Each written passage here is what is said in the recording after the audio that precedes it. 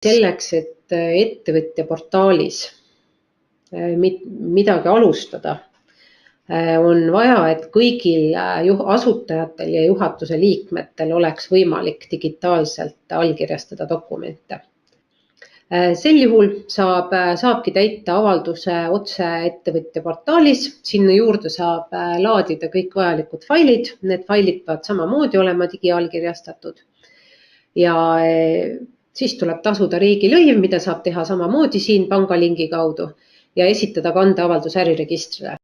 Siis kõik need lisadokumendid, mis lisatakse, peavad olema digitaalselt allkirjastatud ja siis kas formaatides tekst või RTF või PDF.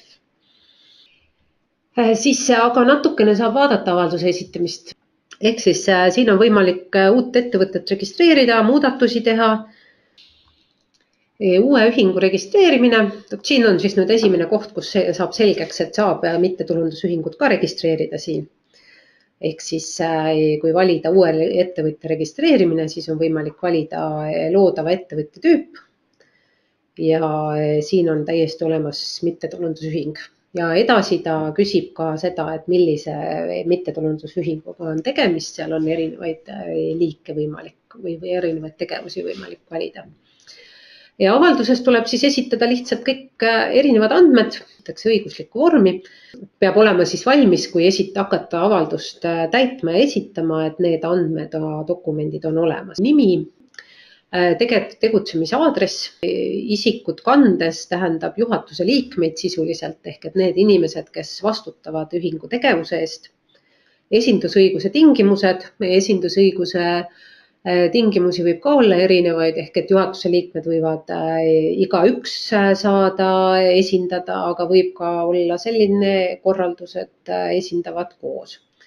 Siis majandusaasta Eestis tavapäraselt langeb kokku kalendriaastaga, aga on ka muid variante. Siis asutajad on MTÜ puhul on asutajad olulised. Põhikiri, asutamise aeg, tegutsemise tähtaeg, juhul kui see on mingil põhjusel olemas.